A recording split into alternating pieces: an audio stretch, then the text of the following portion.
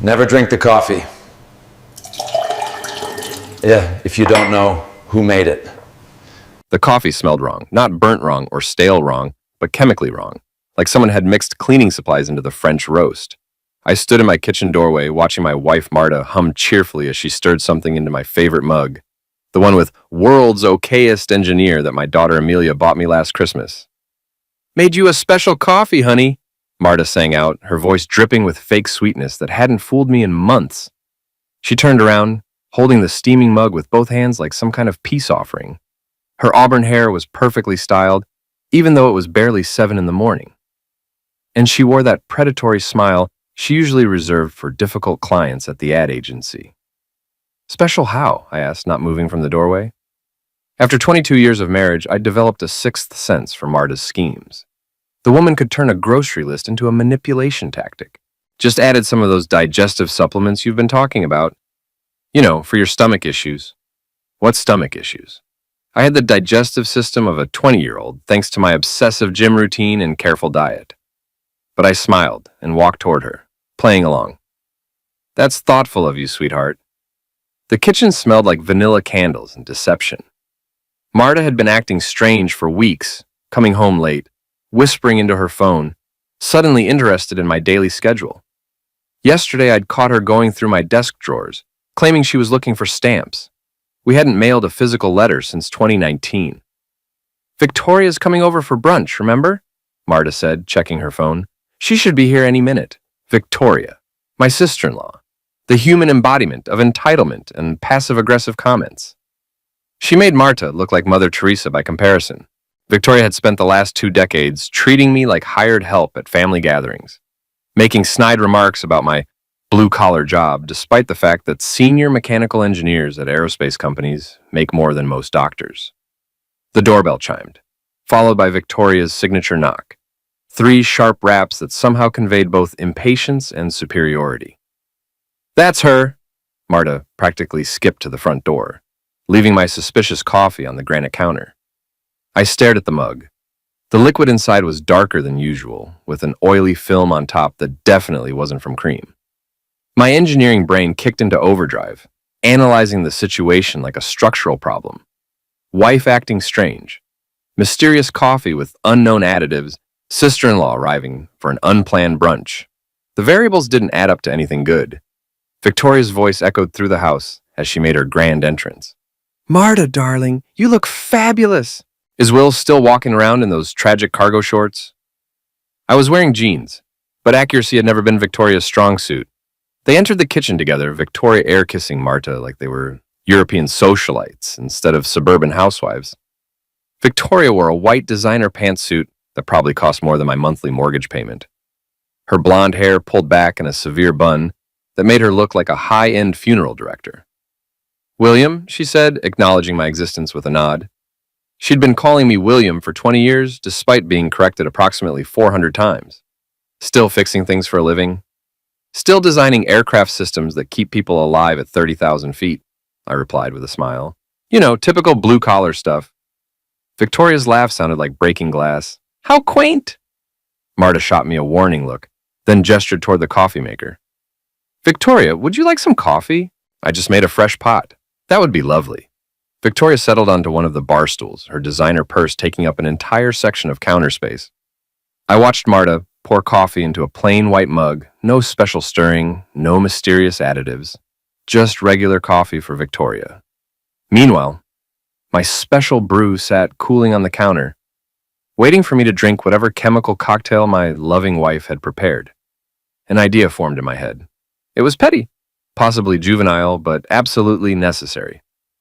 "Victoria," I said, walking toward the counter, "I insist you try this coffee. Marta made it with some special ingredients she's been experimenting with." I picked up my mug and held it out to her. "I'd love to get your sophisticated opinion before I drink it." Victoria's eyes lit up. She loved being asked for her opinion on anything, especially when it involved the word sophisticated. "Well, if you insist." She reached for the mug, her manicured fingers wrapping around the ceramic. "Though I doubt you'd appreciate the nuances of a truly complex coffee blend."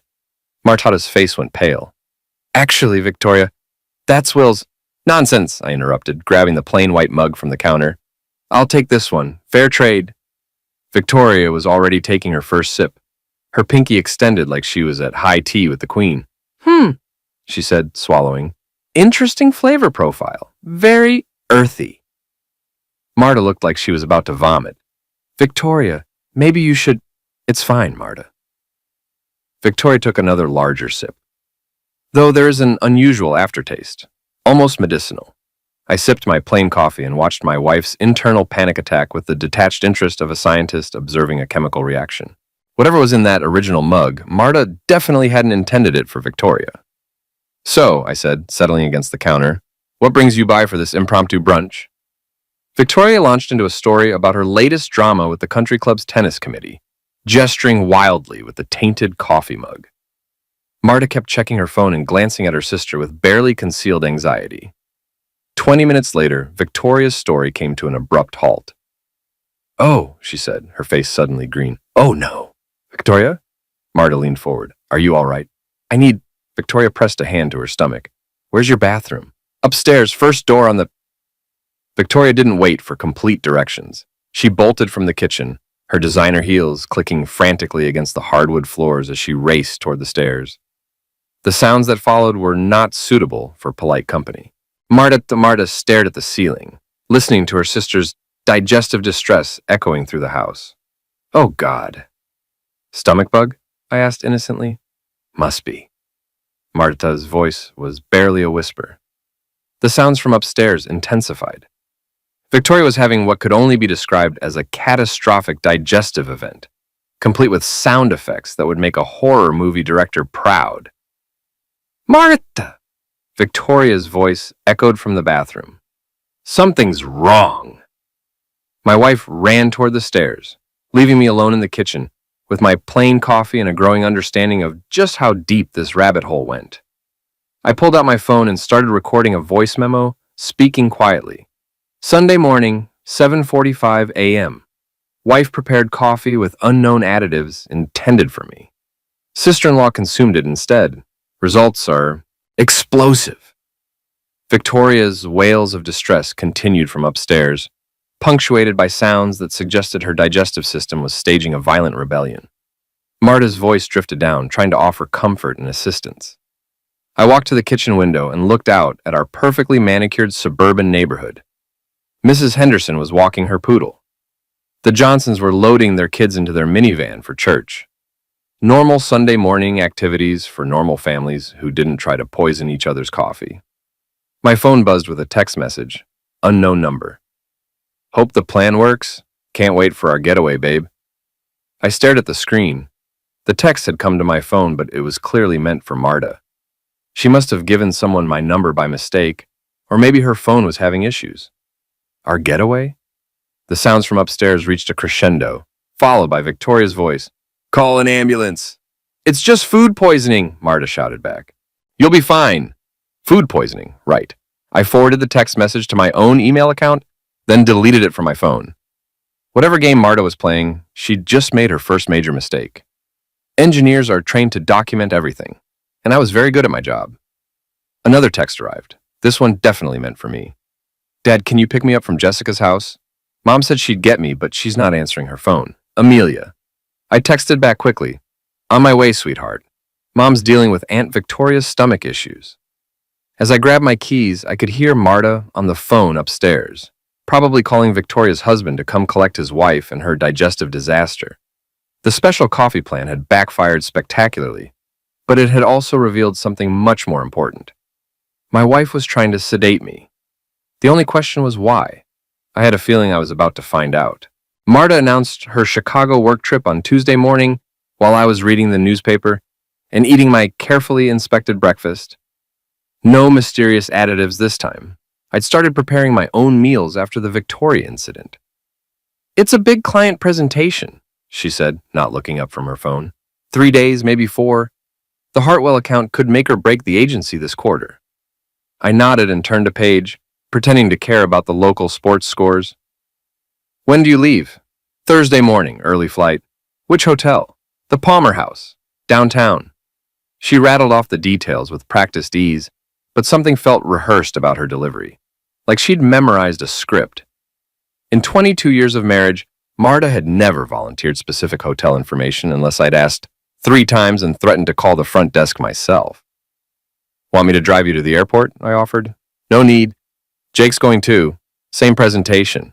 We'll share a cab. Jake Turnbull, her coworker with the perfectly sculpted abs and the custom Mustang. Jake, who'd been mentioned in approximately 70% of Marta's work stories over the past 6 months. Jake, who'd somehow become essential to every major project at the agency. That's convenient, I said. It's practical. Company policy encourages carpooling. Since when? Marta had never carpooled anywhere in her life. She once drove separately to our own anniversary dinner because she didn't want to coordinate departure times. Thursday morning arrived with the usual chaos of a family getting ready for work and school. Amelia grabbed a granola bar in her backpack, kissing my cheek on her way out. Ross had already left for his early morning classes at the community college. Marta dragged her suitcase downstairs, dressed in her most expensive business suit. Have a good trip, I said, hugging her goodbye. She felt tense in my arms, like a guitar string wound too tight. I'll call you tonight, she promised. Looking forward to it. I watched from the kitchen window as Jake's Mustang pulled into our driveway. He didn't get out or come to the door, just sat there revving his engine like a teenager showing off. Marta hurried outside, her heels clicking against the concrete. They didn't go toward the airport. I knew this because I'd taken the day off work and followed them. 22 years of marriage had taught me many things about my wife, but the most important was this. Marta was a terrible liar when she thought she was being clever. She over-explained simple things and under-explained complicated ones. The Chicago trip fell into the over-explained category. Jake's Mustang was easy to follow, bright red with racing stripes, and a vanity plate that read Jake Ev SNK, subtle as a heart attack. They drove downtown, but not toward the airport. Instead, they pulled into the valet parking area of the Riverside Hotel, a boutique place known for its discretion and overpriced room service. I parked across the street and watched them walk into the lobby together. Marta's hand rested on Jake's lower back in a gesture that was definitely not professional. They moved like a couple, synchronized and comfortable with each other's space. My phone rang. Marta. Hi, honey, she said, and I could hear traffic in the background. Just wanted to let you know we made it to Chicago safely.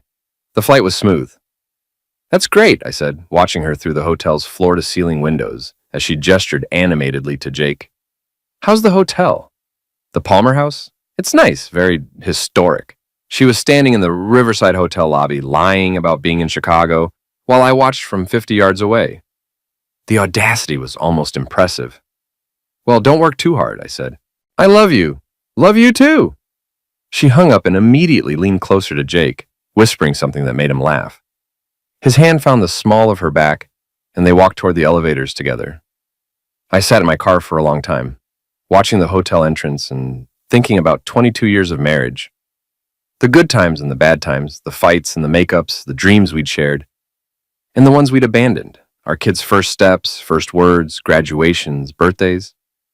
The house we'd bought together, the vacations we'd planned, the retirement we'd discussed. All of it built on what I'd thought was a foundation of trust and commitment. My phone buzzed with another text from the unknown number. Room 412. Can't wait to see you in that red dress. This time I screenshot the message before deleting it. Marta was still mixing up our phone numbers, but her mistakes were becoming my evidence. I drove home and spent the afternoon in my workshop, taking apart a small engine and rebuilding it from scratch. Working with my hands helped me think, and I had a lot to think about. The coffee incident, the mysterious texts, the fake work trip, the lies were piling up like evidence at a crime scene. That evening, I called the Palmer House in Chicago and asked to be connected to Marta Dexter's room. I'm sorry, sir, but we don't have a guest by that name, the desk clerk said. She might be registered under her maiden name, Marta Collins. No, sir, no one by that name either. How about Jake Turnbull? I'm not showing anyone by that name in our system. I thanked the clerk and hung up. Then I called the Riverside Hotel downtown. Could you connect me to room 412, please? Certainly, sir. One moment. The phone rang twice before Marta answered. Hello? I hung up without speaking. She was in room 412 at the Riverside Hotel, exactly where the text message had said she'd be. Not in Chicago, not at a work conference, not doing anything that resembled the truth she'd told me. I poured myself a scotch and sat in my leather recliner, staring at the family photos on the mantel. Marta and me on our wedding day, both of us young and stupid and convinced we'd figured out love. The kids as babies, toddlers, teenagers, Christmas mornings and birthday parties and ordinary moments that had seemed important at the time. My phone rang again. Marta. "Hi, honey," she said, and this time I could hear hotel sounds in the background, muffled conversations, elevator dings, the general buzz of a busy lobby. "Just finished dinner. The restaurant here's amazing." "What did you have?" "The salmon, with some kind of citrus glaze. Very sophisticated." The Riverside Hotel was famous for its steakhouse. They didn't serve salmon. Another lie casually delivered. "Sounds delicious," I said. "How's Jake holding up? Work trips can be exhausting." A pause, just long enough to be noticeable. "He's fine, tired, but fine. We have an early morning tomorrow." "Well, get some rest. I love you." "Love you too." After she hung up, I walked upstairs to our bedroom and opened Marta's jewelry box. Hidden behind her pearl earrings was a small key I'd never seen before. It was too small for a house or car, but the right size for a storage unit or safety deposit box. I photographed the key with my phone, then put it back exactly where I'd found it. In her sock drawer, I found a burner phone. Cheap, basic, the kind you buy with cash at convenience stores. It was password protected, but I knew my wife. I tried our anniversary date, then the kids' birthdays, then her mother's maiden name. The password was Jake23. The text history made my stomach turn. Months of messages between Marta and Jake, starting innocent and professional, then becoming flirtatious, then explicitly intimate. Photos I didn't want to see, plans I didn't want to read about, discussions of their future together, and what they needed to do about their obstacles. I was apparently an obstacle. The most recent message thread made everything clear. Jake, the coffee thing didn't work. Marta, we'll switch the mugs. Victoria got sick instead. Jake, we need a better plan. Marta, I'm working on it. The storage unit has everything we need. Jake, what about the kids? Marta, Amelia will come with me. Ross can figure out his own life. Jake, and Will? Marta, Will won't be a problem much longer. I screenshot every message, then put the phone back where I'd found it. My hands were shaking, but not from fear, from rage. They weren't just having an affair. They were planning something that would eliminate me as an obstacle and break up my family. The coffee incident had been a test run for something bigger.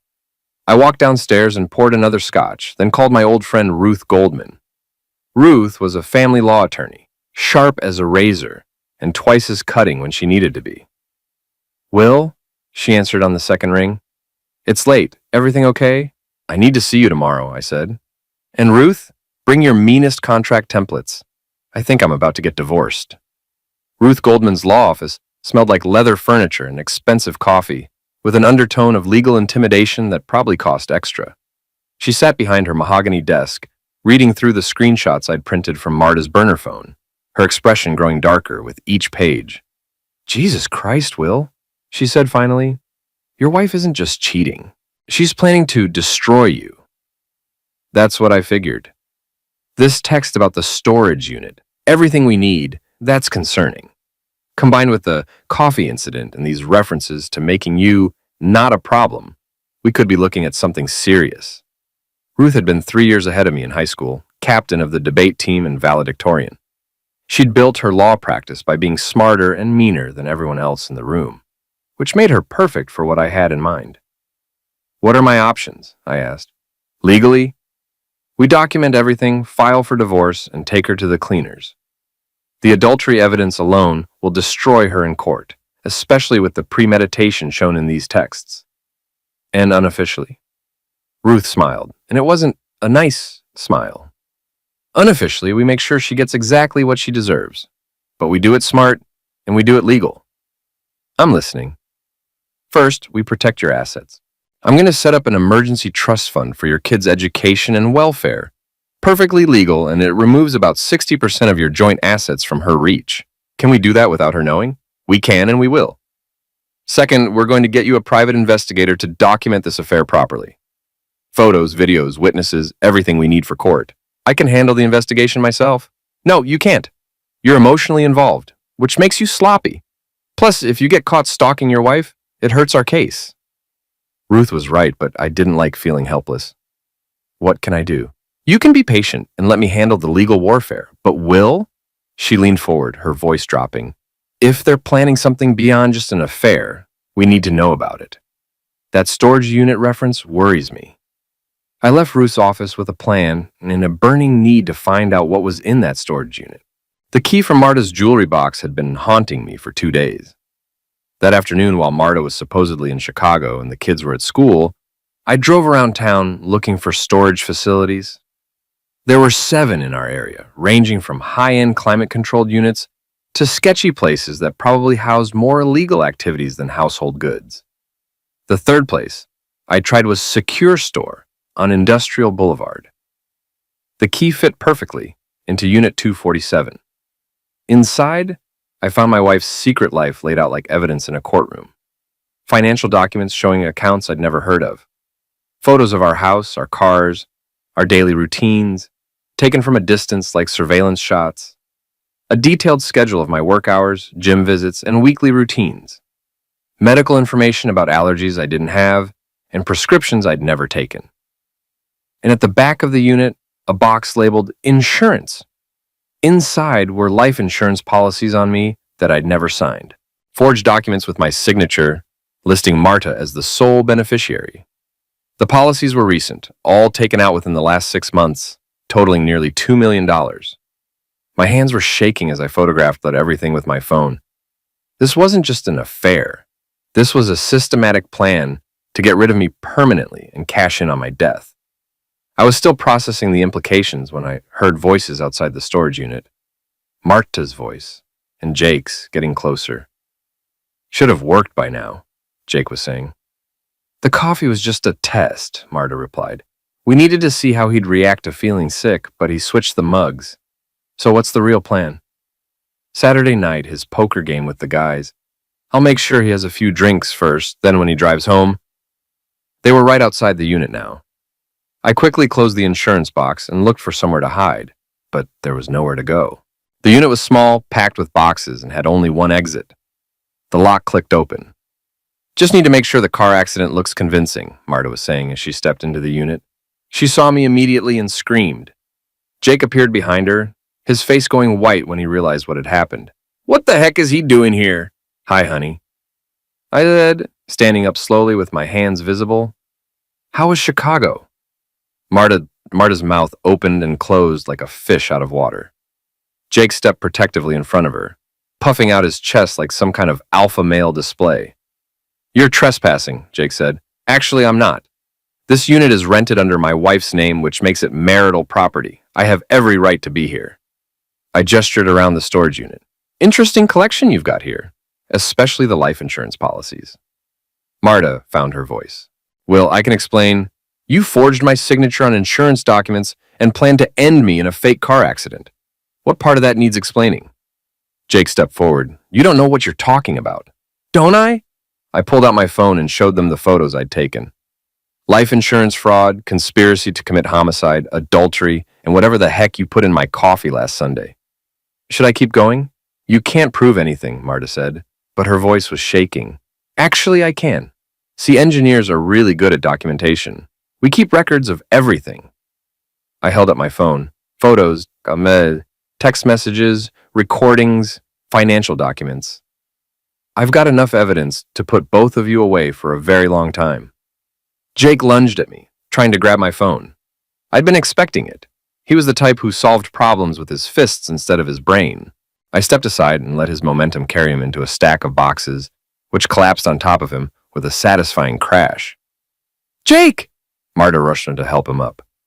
I'm calling the police, I said, dialing emergency. Wait! Marta grabbed my arm. Please, Will, we can work this out. I looked at my wife of 22 years, this woman I'd loved and trusted and built a life with, and felt absolutely nothing. No anger, no sadness, no regret. Just a cold, calculating determination to make sure she got exactly what she deserved. No, I said, we can't. The police arrived 15 minutes later, followed by Ruth Goldman, who I'd called while waiting. Jake tried to claim I'd attacked him, but the storage unit full of evidence told a different story. The forged insurance documents alone were enough for fraud charges. As they led Marta away in handcuffs, she looked back at me with tears streaming down her face. I'm sorry, Will. I never meant for it to go this far. Yes, you did, I said. You meant for it to go exactly this far. You just didn't mean to get caught. Ruth appeared at my elbow as the police cars drove away. Well, that was dramatic. Is it over? The criminal part is just beginning. But the divorce? Ruth smiled her predatory smile. Oh, that's going to be fun. With this evidence, she'll be lucky to get supervised visitation with the kids. I drove home to an empty house and called Amelia and Ross, asking them to come home for a family meeting. They deserved to hear the truth from me before they heard lies from someone else. As I waited for them to arrive, I walked through the house Marta and I had shared for 15 years, the kitchen where she'd tried to poison me, the bedroom where she'd hidden her burner phone, the garage where she'd planned my fake accident. It didn't feel like home anymore. It felt like a crime scene, but that was okay. I was good at cleaning up messes and building something better from the wreckage. It was time to start over. The courtroom smelled like floor wax and broken dreams. I sat at the plaintiff's table, next to Ruth, watching Marta and her public defender. She couldn't afford a real lawyer anymore. Shuffle through their pathetic defense strategy. 6 months had passed since the storage unit confrontation. 6 months of depositions, evidence hearings, and watching my wife's carefully constructed lies fall apart under legal scrutiny. The criminal charges had been resolved first. Marta pled guilty to insurance fraud and conspiracy, earning herself 18 months in minimum security prison and 5 years probation. Jake got 2 years for his role in the scheme. Now came the fun part, the divorce proceedings. Your Honor, Ruth stood and addressed Judge Martinez with the confidence of a woman who'd never lost a case she cared about. The evidence clearly shows a pattern of deception, fraud, and attempted harm against my client. Mrs. Dexter not only committed adultery, but actively conspired to homicide her husband for financial gain. Marta's lawyer, a tired-looking public defender named Stevens, objected weakly. Your Honor, the criminal charges were resolved with a plea agreement. This is a civil matter. The criminal charges inform the civil matter, Judge Martinez replied dryly. Continue, Ms. Goldman. Ruth smiled and clicked to the first slide of her presentation. A photo of the forged insurance documents filled the screen. Mrs. Dexter systematically planned to eliminate her husband as an obstacle to her new relationship. She forged his signature on multiple life insurance policies, totaling $1.8 million. She attempted to poison him with laxatives. That was never proven, Stevens interrupted, and planned to stage his death as a car accident while he was under the influence. Ruth clicked to the next slide, showing screenshots of text messages between Marta and Jake. These communications, recovered from a burner phone hidden in the marital home, detail the entire conspiracy. I watched Marta's face as her own words were read aloud in court. She'd aged 10 years and 6 months, her hair now showing gray roots and her designer clothes replaced with a cheap pantsuit from Target. Prison had not been kind to her. Furthermore, Ruth continued, Mrs. Dexter has shown no remorse for her actions and continues to blame others for her choices. She has forfeited any right to marital assets or custody of the minor child. Amelia was 17 now, old enough to choose which parent she wanted to live with. She'd chosen me without hesitation after learning the truth about her mother's plans. Ross had moved back home from college to help take care of his sister and support me through the legal proceedings. Your Honor, Stephen stood up, looking defeated before he even started speaking. My client made mistakes, but she's still the mother of these children. Surely some visitation. Your client tried to homicide their father, Judge Martinez said flatly. I've read the case file, Mr. Stevens. The conspiracy was detailed, premeditated, and would have left these children orphaned, while their mother collected insurance money and started a new life with her lover. Stevens sat down without another word. Judge Martinez reviewed his notes for a long moment, then looked up at the courtroom. In the matter of Dexter versus Dexter, I find the evidence overwhelming and disturbing. Mrs. Dexter's actions constitute the most egregious violation of marital trust this court has seen. He paused, letting the weight of his words settle over the room.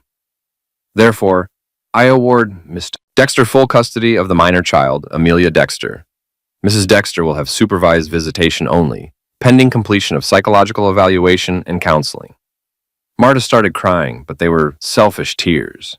Tears for herself, not for the family she'd tried to destroy. As for the division of assets, Judge Martinez continued, given Mrs. Dexter's criminal actions and the evidence of financial fraud, I award Mr. Dexter 100% of all marital assets, including the family home, retirement accounts, and investments. Your Honor, Stevens tried one last time, my client will have nothing. Your client tried to commit homicide for money, the judge snapped. She's lucky she's not facing life in prison. This court has no sympathy for her financial situation. Ruth squeezed my arm under the table. We'd gotten everything we'd asked for and more, and Mrs. Dexter, Judge Martinez addressed Marta directly, you will have no contact with your former husband except through court-appointed supervisors during visitation with your daughter. Any violation of this order will result in immediate arrest. He banged his gavel and it was over. In the hallway outside the courtroom, Marta approached me while Ruth was gathering her files. She looked smaller somehow, diminished by the weight of her choices. Will, she said quietly, I know you hate me. I know I deserve that. But please don't poison Amelia against me. She's my daughter, too. I looked at this woman I'd once loved, this stranger who'd shared my bed and planned my death, and felt something I hadn't expected. Pity. I won't poison her against you, I said. But I won't lie to her either. If you want a relationship with our daughter, you'll have to earn it back. And Marta? That's going to take a lot more than supervised visits and crocodile tears. She nodded and walked away, her cheap heels clicking against the marble floor. Ruth appeared at my side, briefcase in hand and victory in her eyes. How does it feel to be a free man? Expensive, I said, thinking about the legal bills. Worth every penny. You know what the best part is? What's that? Jake gets out of prison in 18 months. Marta gets out in 12. And thanks to their restraining orders, they can't contact each other. Ruth grinned. Their great love affair is over before it really started. I drove home to the house that was now legally and completely mine. Amelia was in the kitchen doing homework, and Ross was cooking dinner, something that smelled like actual food instead of betrayal and lies. How did it go, Dad? Amelia looked up from her calculus textbook. It went well, sweetheart. Your mom will be able to visit you when she gets out of prison, but it'll be supervised visits until the court decides otherwise. I don't know if I want to see her, Amelia said quietly. You don't have to decide that now. You've got time to figure out how you feel about everything. Ross appeared from the kitchen, wooden spoon in hand. Dinner in 20 minutes. And Dad, I'm proud of you for handling this the right way. You could have done something stupid and violent, but you used the system instead. The system worked because we had evidence and a good lawyer, I said, and because your mother was stupid enough to document her crimes. That night, after the kids had gone to bed, I sat in my workshop with a beer and thought about the future. The house was paid off, the kids were safe, and I had enough money to retire early if I wanted to. Marta was in prison, Jake was in prison, and I was free to build whatever life I wanted. My phone buzzed in with a text from an unknown number. Heard about the divorce? If you ever want to grab coffee sometime, Sarah from the gym. I smiled and typed back, I'd like that, but fair warning, I have trust issues with coffee these days. LOL, I'll stick to tea. How about Saturday? Saturday sounds perfect. I put my phone away and opened the garage door, looking out at the quiet suburban street where I'd lived for 15 years. Mrs. Henderson was walking her poodle. The Johnsons were loading groceries from their minivan. Normal Sunday evening activities for normal families who didn't try to homicide each other for insurance money. It was good to be normal again. It was good to be alive. And it was very, very good to have won. 2 years later, I was rebuilding a vintage Mustang engine in my garage when the doorbell rang. Through the window, I could see a familiar figure on my front porch, Jake Turnbull, looking older and harder than I remembered. He'd been released from prison 3 months early for good behavior. I wiped my hands on a shop rag and walked to the front door, not bothering to unlock it. What do you want, Jake? We need to talk, he said through the glass. No, we don't. It's about Marta. I opened the door, but didn't invite him in. Jake looked like prison had aged him a decade. His perfect hair was thinning. His gym-sculpted body had gone soft, and his eyes held the hollow look of someone who'd lost everything that mattered to him. What about her? She's dead, Will. The words hit me like a physical blow. Whatever I'd expected him to say, it wasn't that. What happened? Car accident. 3 weeks ago. She was driving drunk, hit a tree doing 60.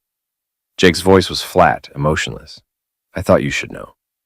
I felt nothing. No grief, no satisfaction, no closure. Just emptiness where strong emotions should have been.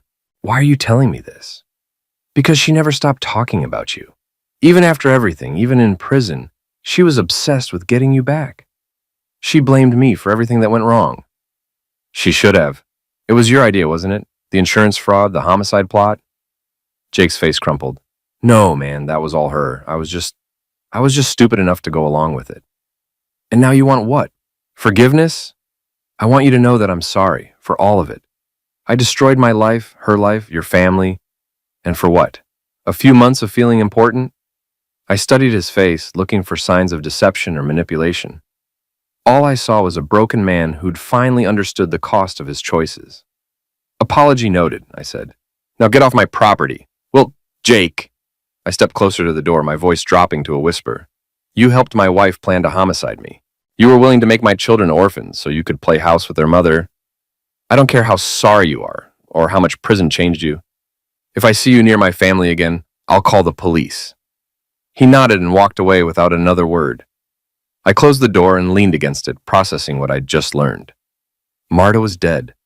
The woman who'd shared my bed for 22 years, who'd given birth to my children, who'd tried to end me for insurance money was gone. I should feel something. Relief, sadness, anger, something. Instead, I felt like I'd just learned about the death of a stranger. Dad? Amelia appeared at the top of the stairs, home from her first year at State University. Who was that? Jake Turnbull. He came to tell me that your mother died in a car accident. Amelia sat down on the stairs, her face going pale. When? 3 weeks ago. Why didn't anyone tell us? I don't know, sweetheart. We weren't her emergency contacts anymore. Amelia started crying, not the dramatic sobs of a grieving daughter, but the quiet tears of someone mourning what could have been rather than what was. I never got to forgive her, she said. I sat down next to her on the stairs. You don't have to forgive someone to move on with your life. And you don't have to feel guilty about not missing her. Do you miss her? I thought about it honestly. I miss the woman I thought she was, the woman I married, but that person probably never existed. Your mother was good at pretending to be someone else. Ross came home an hour later to find us sitting in the kitchen, talking through 24 years of memories and trying to separate the real moments from the performance. How do you feel about it? He asked after I'd filled him in. Honestly, I feel like a chapter of my life just closed, and I'm okay with that. That evening, Sarah came over for dinner. We'd been dating for 18 months now, a slow, careful relationship built on honesty and trust. She knew everything about my marriage, the homicide plot, and the divorce. She'd never once made me feel like damaged goods or a victim. Are you okay? She asked after the kids had gone to bed. I think so. It's strange, you know? I spent so much energy being angry at her, and now she's just gone. Anger is easier than grief sometimes. I don't think I'm grieving her. I'm grieving the 22 years I wasted on someone who never really loved me. Sarah curled up next to me on the couch. Those years weren't wasted. You got Ross and Amelia out of them, and you learned what you don't want in a relationship. What do I want in a relationship?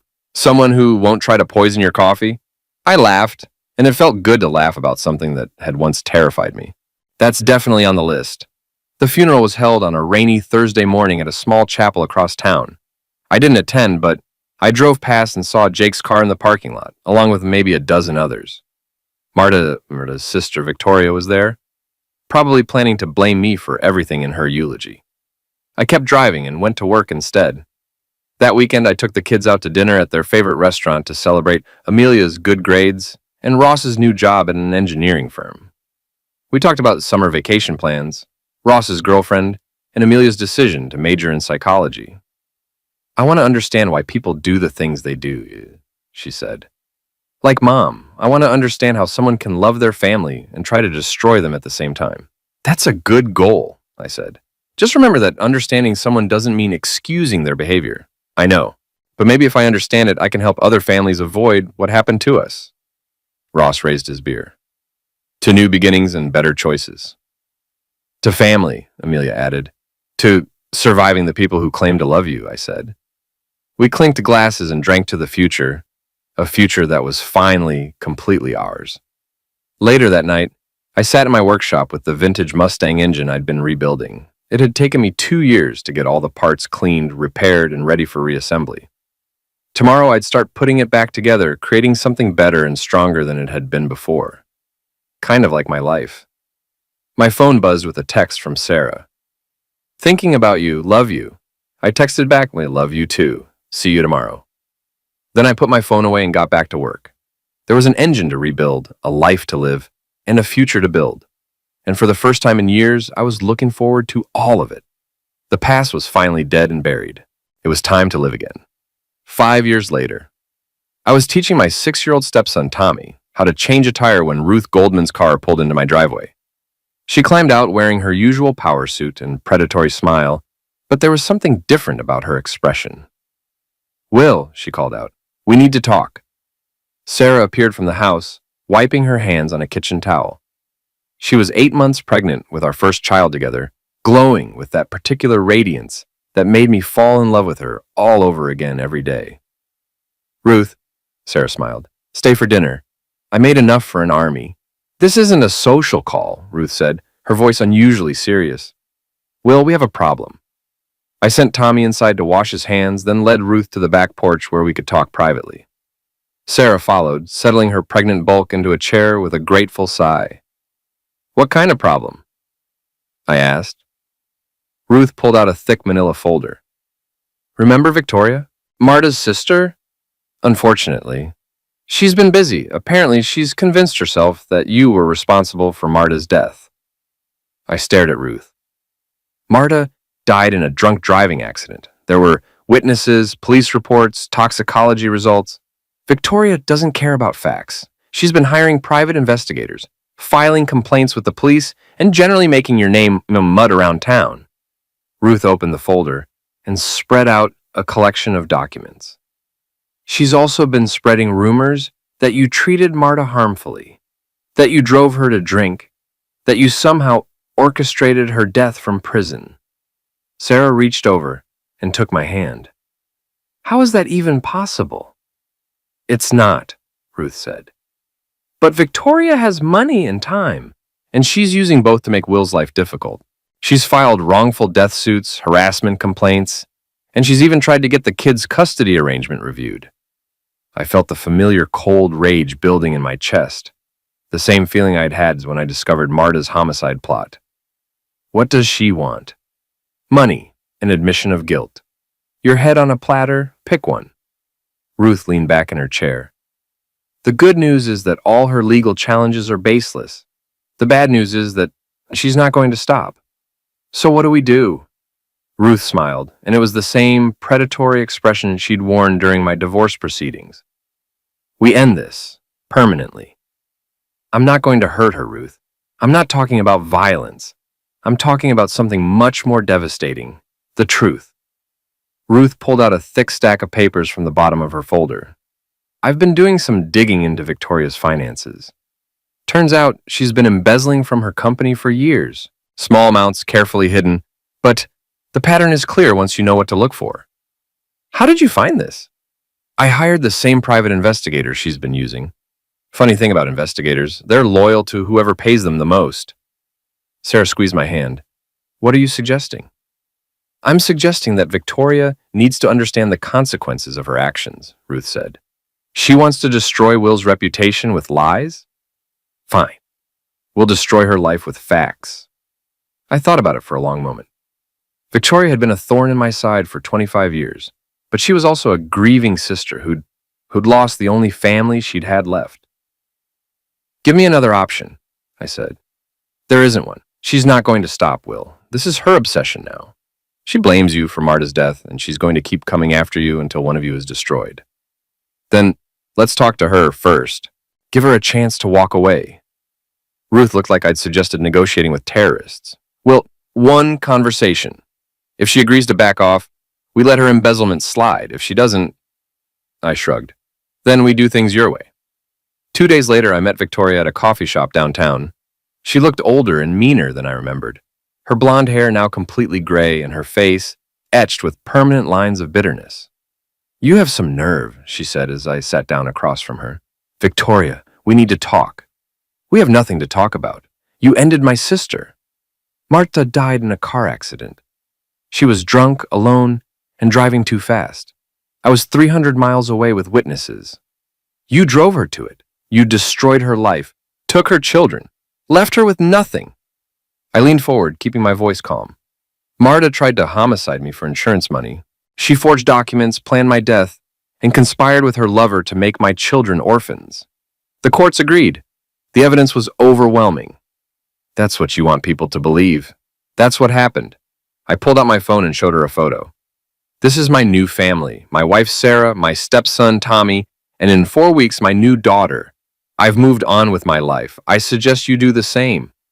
Victoria's face twisted with rage. I'll never stop. I'll make sure everyone knows what kind of monster you are. I sighed and put my phone away. I was hoping you'd say that. I pulled out Ruth's folder and spread the embezzlement evidence across the table. Bank statements, forged invoices, altered receipts. 5 years of systematic theft documented in excruciating detail. Victoria went pale as she recognized her own handwriting on the forged documents. Here's what's going to happen, I said quietly. You're going to stop harassing me and my family. You're going to drop all your lawsuits and complaints. You're going to stop spreading lies about me around town. And in return, I won't give this evidence to the FBI. You can't prove... I can prove all of it. Bank records don't lie, Victoria.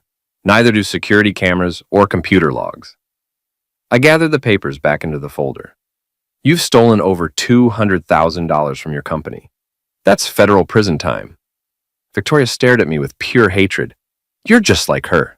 Marta always said you were ruthless when you needed to be. Marta tried to end me. You're just trying to annoy me. There's a difference. I stood up and put the folder under my arm. You have 24 hours to decide. Drop your vendetta or face the consequences. And if I agree? Then you disappear from my life forever. Move to Florida, take up golf, find a hobby that doesn't involve destroying other people's families. I don't care what you do, as long as you do it somewhere else. Victoria was quiet for a long moment, staring into her untouched coffee. She really loved you, even at the end. No, she didn't. She loved the idea of me, the stable husband, the provider, the father of her children, but she didn't love me enough to not try to homicide me. Maybe you're right. Victoria looked up at me with tired eyes. Maybe I've been fighting for someone who never really existed. Maybe you have. She nodded slowly.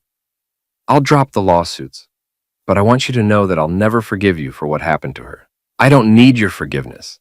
I just need you to leave me alone. Victoria gathered her purse and stood up. Goodbye, Will. Goodbye, Victoria. I watched her walk out of the coffee shop and out of my life forever. Ruth had been right. Sometimes the only way to deal with bullies was to hit them where it hurt most. That evening, I sat on my back porch with Sarah, watching Tommy play in the yard, while we waited for dinner to finish cooking. The sun was setting behind the trees, painting the sky in shades of orange and gold. Is it really over? Sarah asked, her hand resting on her pregnant belly. I think so. Victoria got the message. And if she didn't, then Ruth will handle it. I leaned over and kissed Sarah's forehead. But I think she's done. She's tired, and she knows she can't win. Tommy ran up to the porch, grass stains on his knees and dirt under his fingernails.